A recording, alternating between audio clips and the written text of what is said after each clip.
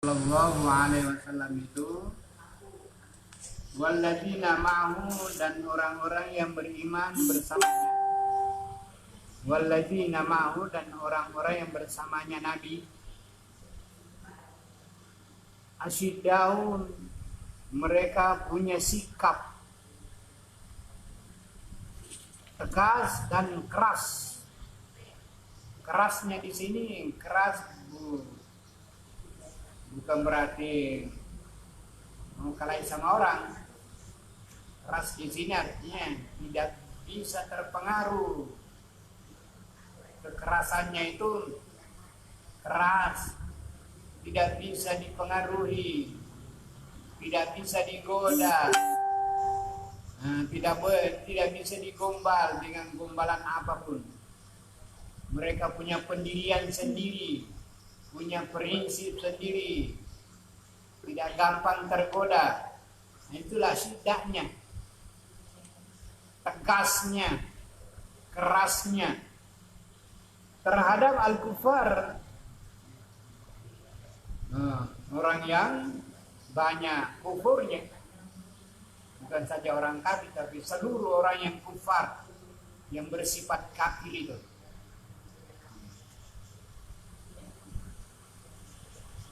Dia tidak senang melihat perbuatan-perbuatan kekafiran itu merajalela di muka bumi ini, sebab adalah merusak manusia, perbuatan kufar itu.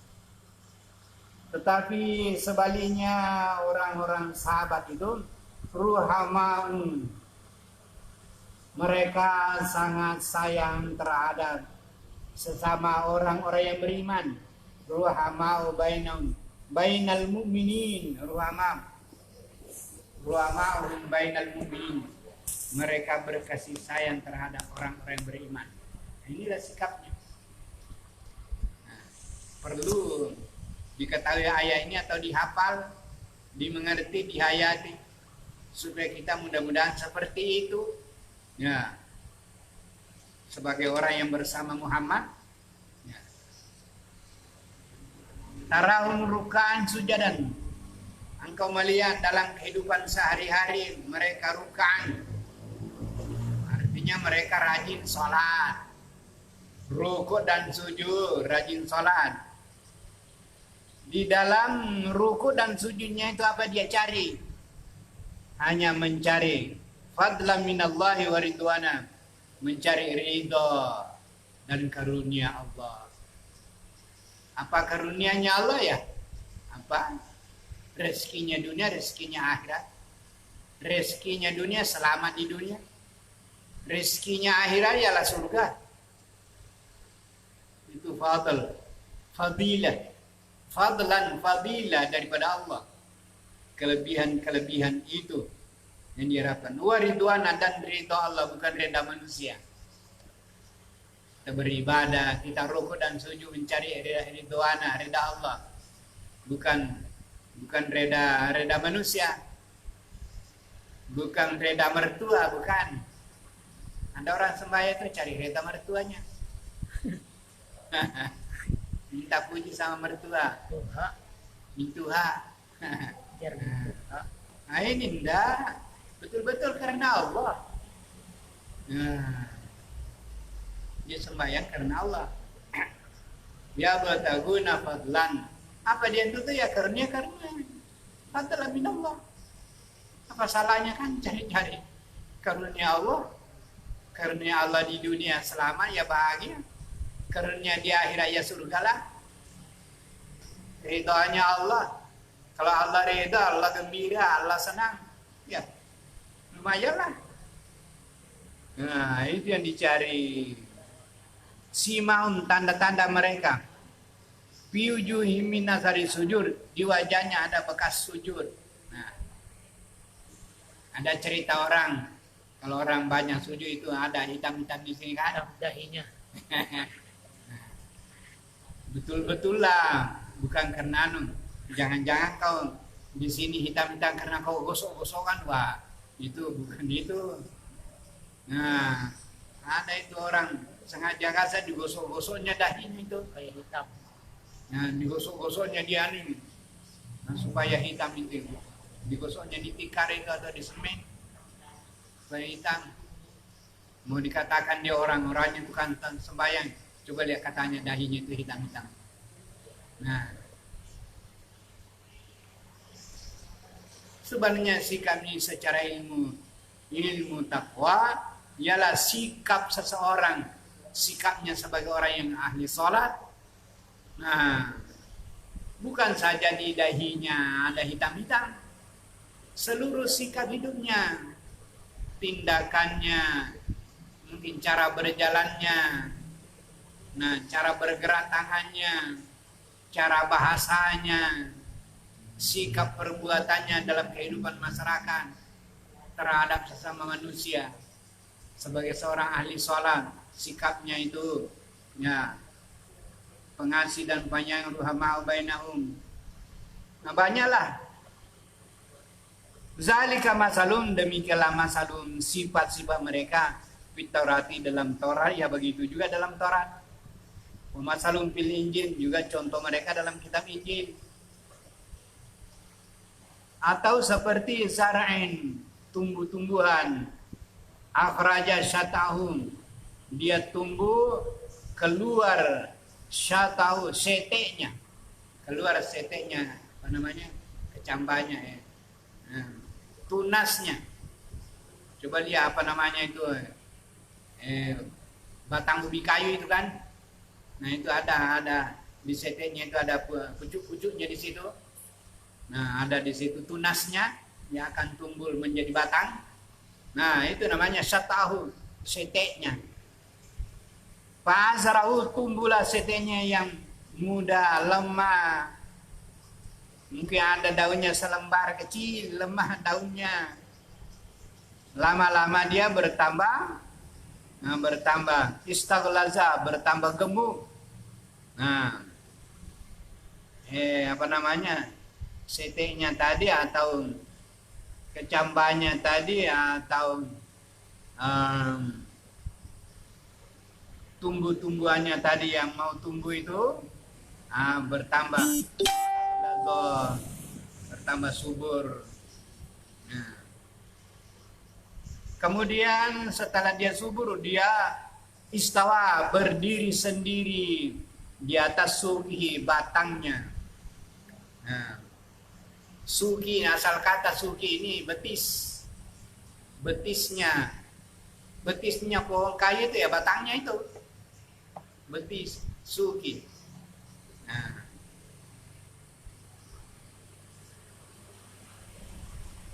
seperti bahasa kita, al-insanu yakumu ala sukihi. Nah, manusia itu berdiri di atas suki, betisnya. Suki itu betisnya.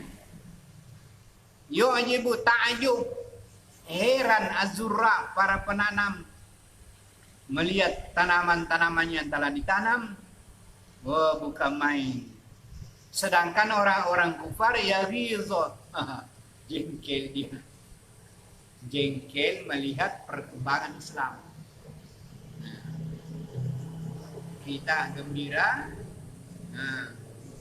kagum, yu'jibu, kagum melihat tumbuh-tumbuhan perkembangan Islam. Ini sindiran. Ini perkembangan Islam di ibarat satu tumbuh-tumbuhan dari kecil, apa namanya, tumbuhannya kecil, selembar daun, 2 lembar, 3 lembar, akhirnya bertangkai, ya bercabang, besar, tinggi, berkembang Islam. Kagumlah orang-orang yu'jibu surra, para penanamnya, pejuangnya. Nah, kagum melihat perkembangan Islam. Sedangkan orang kafir bukan kagum, jengkel. Nah, begitu. Itulah timbul-timbul apa namanya, yang iri apa namanya, ya, kufar. Wa'adallahu alladzina amanu. Begitulah janjinya Allah Subhanahu wa taala terhadap orang yang beriman dan beramal soleh. Berapa ampunan dan balasan besar.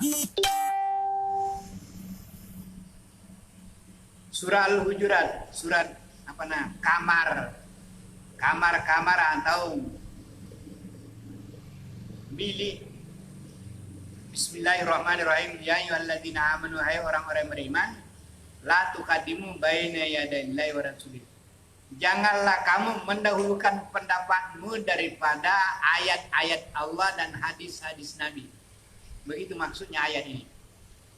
La tuqaddimu, janganlah kamu mendahulukan pendapat daripada Al-Quran dan hadis. Ayatnya dahulu, baru hadisnya, baru pendapat. Jangan terus pendapat.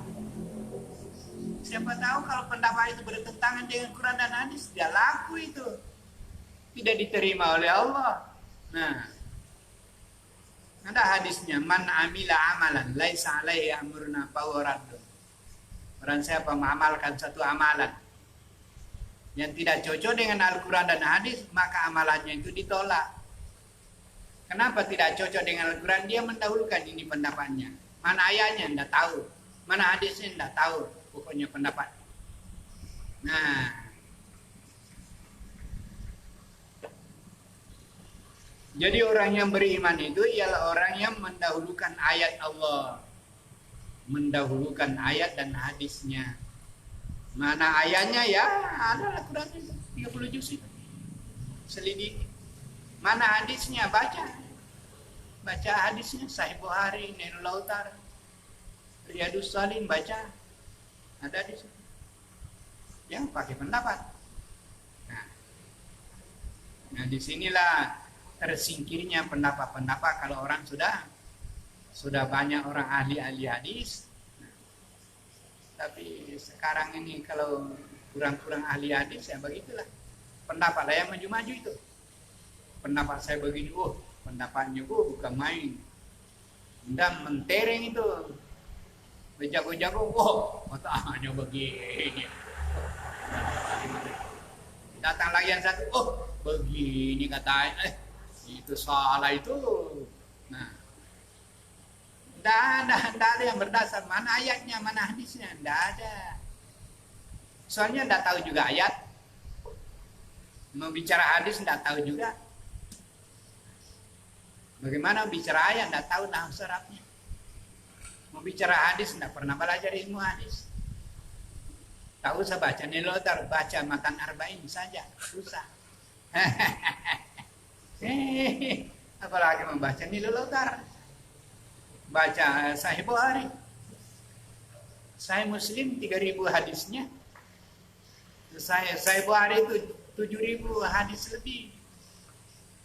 Riyadus Shalihin hampir 2.000 hadisnya. Bulughul Maram 1.500 hadis.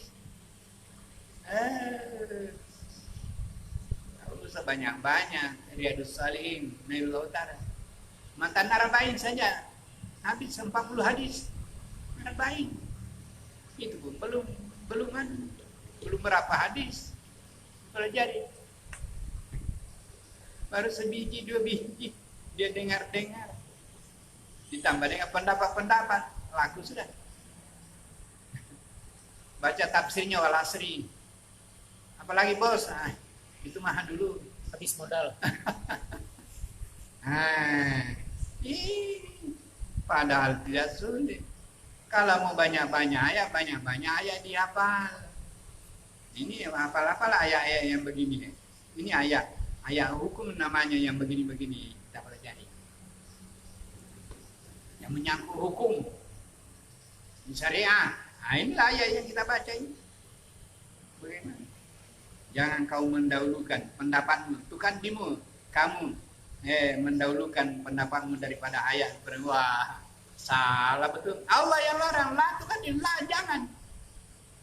jangan pendapat didahulukan daripada Al-Quran dan hadis.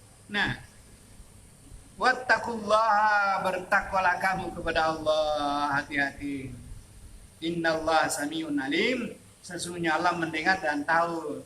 Allah dengar bahwa kamu lain, pendapatmu lain, kamu lain sudah, kamu orang lain sudah, lain orang beriman. Itu maksudnya. Alim, Allah tahu bahwa kami ini bodoh. Ini bodoh, tidak tahu. Dan pendapatnya didahulukan, ayahnya di belakang. Itu orang bodoh namanya. Padahal dia mengatakan dirinya pandai. Nah, inilah susahnya. Sebab bagaimanalah kita juga tidak enak kalau disebut tidak pandai kan? Itu bukan main. Nah, kalau dia bicara agama bukan main, suaranya melantang. Padahal tidak ada ayat. Kalau mau bicara agama, mau selalu beragama, pelajari juga ayat-ayat yang sekian ayat, sekian hadis. Jangan mantan arba'in aja. Jangan gulu-gulu ngeram aja. Coba yang lain lah. Nah, kita itu satu, kita itu beratus hadis. Lugu-lugu mah.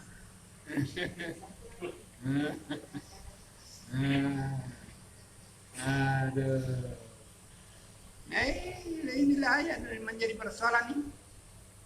La tuqaddimu baina yadayillahi wa rasulih. Hadapan Allah apa hadapan Allah? Al-Quran. Apa yang ada di hadapan Rasul? Hadis. Jangan mendahului. Artinya pendapat itu jangan dulu nanti di belakang. Ini ayatnya dulu, baru ayatnya dulu. Nah, barulah nyusul di belakang pendapat. Kalau ada apa juga pendapat terus. Pendapat terus. Nah, inilah yang merusak dunia.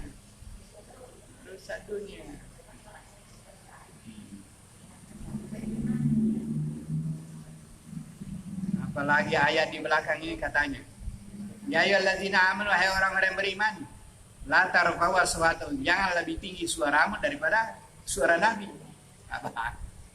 Apa suara Nabi? Suara Nabi hadis. Apa suara kamu? Pendapat. Lebih tinggi pendapatnya daripada pendapat Nabi. Suara manusia ya pendapatnya. Suara Nabi ialah hadisnya. Itu yang dimaksud di sini. Ya ayyuhallazina amanu, hai orang-orang beriman. Orang beriman, la tarfa'u aswatakum.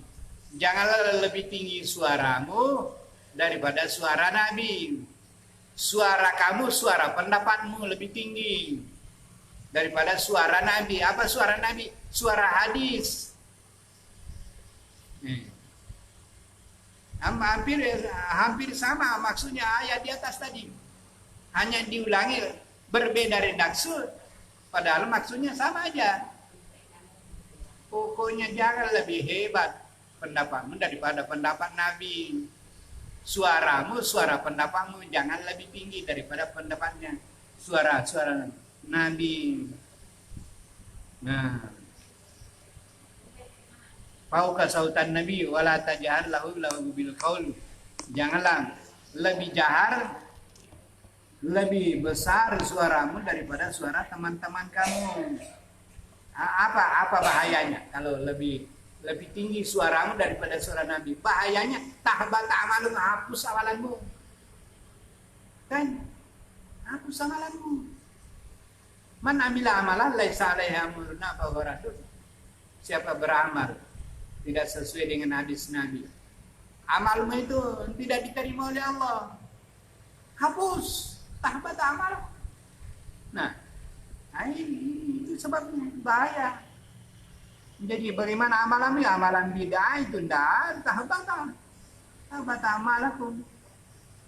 Tahbata amalakum wa antum la tasurun. Sedangkan kamu tidak sadar, tidak tahu bahwa itu sudah rusak. Kamu masih anggap masih hebat, padahal sudah rusak. Sebab yang menentukan benar atau salah ialah Allah dan Rasul. Nah, bila pendapatnya Al-Quran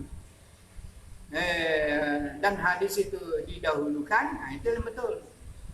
Kalau Al-Quran dikemudiankan, pendapat didahulukan, nah itulah sumber malapetaka yang akan menghancurkan. Pada ayat lalu, lau yutiukum fi katsirin minal amri la'anittum. Ayatnya malam yang lalu. Kalau Rasul mengikuti pendapat kamu, kamu la'anittum, sungguh kamu akan jatuh tergelincir dalam jurang kehinaan dan kesesatan. Nah ini jelas sudah ayatnya kan? Jadi kalau kamu itu lebih tinggi suaramu daripada suara Nabi, pendapatmu lebih hebat daripada pendapat Nabi, hadis Nabi, wah habis apalah itu tahbata amalakun, amalmu itu tahbata, hapus, batal. Nah, ada ayat lain, ya ayyuhalladzina amanu atiiullaha wa atiiur rasulah wa la tubtilu amalakum, taala kepada Allah, taat kepada Rasul, wala tubtilu amalakum, jangan kamu batalkan amalanmu.